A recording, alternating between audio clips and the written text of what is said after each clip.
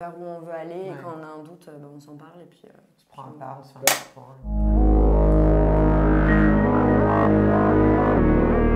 C'est que Silk, comme elle est mannequin, forcément on savait qu'elle avait déjà une belle aisance face à la caméra, elle a l'habitude de poser. Salut, c'est Las Favoritas, on est sur Timeline pour APM Film. On va vous parler d'America, le clip qu'on a réalisé pour Silk.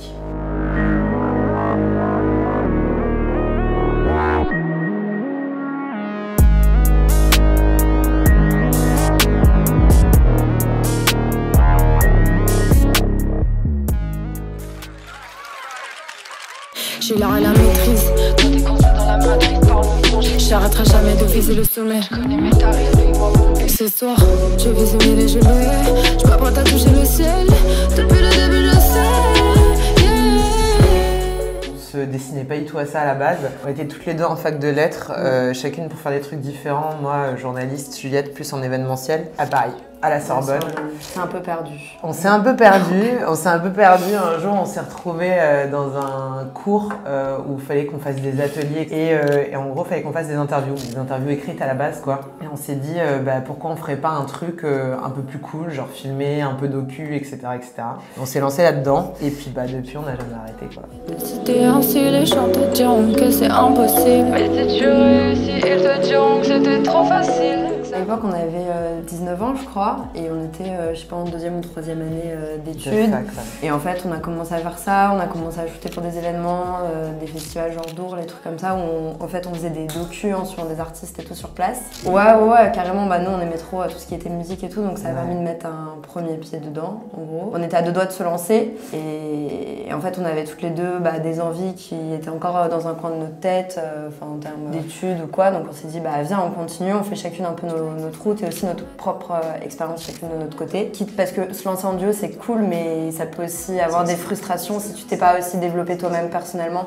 Exactement. Et du coup on s'est dit on se laisse un peu de temps pour faire chacune nos propres expériences. Je m'excuserai plus jamais d'avoir voulu toucher le sommet. Dans mon équipe tous sont honnêtes, on est venu pour t'assommer, donc dis-moi qui peut me tester. Et en fait on s'est dit dès que tout est fini, si on a toujours autant envie de bosser ensemble, c'est qu'il faut le faire. Et du coup c'est ce qui s'est passé il y a un peu plus d'1 an et demi. On a lancé ça et c'est vrai que du coup quand on s'est retrouvés, on s'est dit qu'est-ce qu'on va faire maintenant. Moi j'avais l'habitude de faire des contenus pub aussi plus, donc on était plus partante peut-être sur de la pub au départ et en fait en réfléchissant on s'est dit on a trop envie de faire du clip parce que c'est un format qui nous permet de faire plein de choses, qui nous permet d'inventer des histoires sans être bridé par une marque qui va avoir une DA ou quoi, tu vois. Et c'est ce qu'il faut aussi, je pense, la force de notre duo, c'est qu'on est, on est hyper complémentaires, on a une vraie même vision commune et tout. À côté de ça, chacune va apporter des sensibilités différentes. Et à côté de ça, on est très potes. On passe notre vie ensemble. Voilà, on est un peu collègues de vie, comme on dit souvent. Mais du coup, c'est une relation un peu intense. Une façon de bosser qui je trouve est vraiment cool dans le sens où vu qu'on fait quand même le même métier, il faut pas se marcher dessus à un moment. Et nous généralement sur les tournages du coup on aime bien se diviser les tâches, c'est-à-dire qu'au départ on réfléchit toute l'idée ensemble, on sait qu'on est en adéquation mutuelle sur autant la direction d'acteur que l'image, mais derrière on aime bien se diviser ces deux tâches. Juliette va être plus du côté de la direction d'acteur, à accompagner l'artiste, etc., etc. Et moi je vais être plus derrière le moniteur avec le chef-op à gérer tout ce qui est cadrage, mouvement. J'ai l'art et la maîtrise. Quand t'es coincé dans la matrice, parle mon frangin. J'arrêterai jamais de viser le sommet. Après en fait t'as un deuxième confinement du coup qui est arrivé en octobre, novembre. Et à ce moment-là on s'est retrouvés confinés dans une baraque avec des potes. Et du coup c'est aussi des moments qu'on a pris toutes les deux pour se faire des points, pour réfléchir à comment on envisageait la suite, etc. En envisageant du coup plein de tournages à venir après le confinement. Et en fait il se trouve que la baraque dans laquelle on était s'appelait La Favorita. Et du coup, on s'est dit qu'on allait s'appeler Las Favoritas parce qu'on se trouve que vraiment ce moment-là, ça a été un tournant pour nous. Je m'excuserai plus jamais. Silk, on l'a rencontré sur un tournage au Maroc pour une marque de sous-vêtements. Donc à la base, elle était modèle. Après derrière, on lui a envoyé ce qu'on avait fait, elle avait bien kiffé et tout machin. Puis on se suivait mutuellement sur Instagram, classique. Et au fur et à mesure, en fait, elle nous appelle un jour en nous disant voilà les meufs, j'aimerais bien faire mon deuxième ou troisième clip, il me semble. Enfin, elle n'en avait pas sorti beaucoup. J'ai pensé à vous, j'ai vu que vous vous étiez lancé dans le clip récemment, etc., etc. Et franchement, je pense qu'on a les mêmes univers, donc ce serait trop cool qu'on bosse ensemble. Elle nous a appelé, elle nous disait voilà, faut qu'on shoot dans 10 jours quoi. Silk, elle fonctionne en indé, donc forcément petit budget, elle nous envoie le truc, on l'écoute plein de fois, nous on a plein d'idées qui nous viennent, nous avait envoyé 2-3 idées, enfin elle c'était sûr, elle voulait partir sur une config studio et franchement ça nous parlait pas mal aussi, enfin on n'en avait pas encore fait à ce moment-là, donc on trouve assez facilement plein d'idées, enfin en lien avec elle, ce qu'elle voulait montrer, avec la chanson. Du coup on a aussi un peu géré forcément la prod, donc trouver toutes les équipes, trouver le lieu et tout. Et ce qui était cool sur cette config, et c'est aussi pour ça qu'on a dit ok pour le clip malgré ce côté un petit peu débrouillé, c'est que Silk, comme elle est mannequin, forcément on savait qu'elle avait déjà une belle aisance face à la caméra, enfin elle a l'habitude de poser. Et en plus de ça, elle avait beaucoup d'idées en termes de stylisme, de coiffure, de choses comme ça, et elle nous a apporté pas mal de clés, de moyens aussi là-dessus. Le ciel, depuis le début je sais. Ouais, on écoute le son, en fait, chacun se fait ses images dans sa tête et c'est après qu'on se concerte et qu'on en parle et qu'en fait on se rend compte assez souvent qu'on a pas mal de choses qui se rejoignent et pas mal d'images qui reviennent. Ouais, soit des images qui reviennent ou des références auxquelles on pense ou des choses comme ça, ou soit des trucs qui vont être complémentaires. C'était ce qu'elle voulait au départ, dans les premiers rêves qu'elle nous avait envoyés. Elle voulait absolument un truc fond blanc qui ressorte bien, épuré et tout, avec elle au centre, etc. Tout à fait valable puisque c'est quand même elle le centre de ce clip et qu'on représente ses différentes personnalités. Donc c'est cool d'avoir un décor comme ça. On est parti du coup là-dessus sur une esthétique très mode, avec une tenue qui ressort bien aussi dans ce décor blanc. Et c'était des enchaînements, plus de poses sur ce tableau-là. Puis là, on voit le moniteur de retour, quoi, et on se dit, voilà, très bien, on va le mettre dans le décor en mode totalement assumé, genre on l'a vraiment pris, on l'a foutu au milieu, avec le câble qui traîne, le petit moniteur là juste ici, et en fait, on s'est dit, c'est hyper intéressant d'avoir ce côté un peu de mise en abîme où elle se regarde en train de se regarder, enfin il y a un côté un peu infini et tout qu'on aimait bien. Puis en plus elle commence son son en disant ma vie est un putain de film. Ma vie est un putain de film, ce que j'en ai décidé ainsi. Mais c'est exactement ça qu'il faut faire, c'est limite largement mieux que notre idée de base et il y a un vrai sens, ça fait un bon plan pour entrer dans le délire quoi. Non, je suis déjà trop loin devant toi.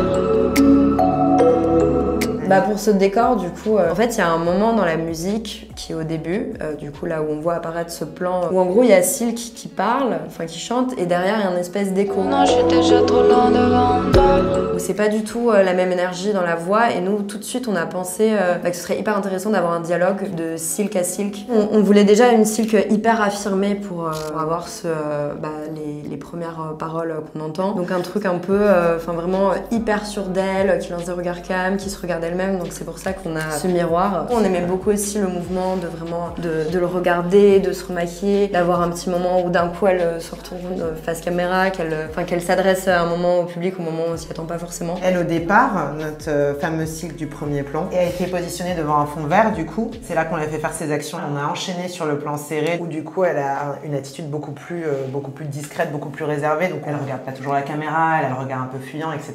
Et ça nous aide aussi encore une fois à mettre en avant cette dualité des personnalités. La Silk d'avant qui manquait de confiance en elle, VS la Silk d'aujourd'hui qui sait très bien qui elle est. Je fais ce que de best, je sais faire le taf.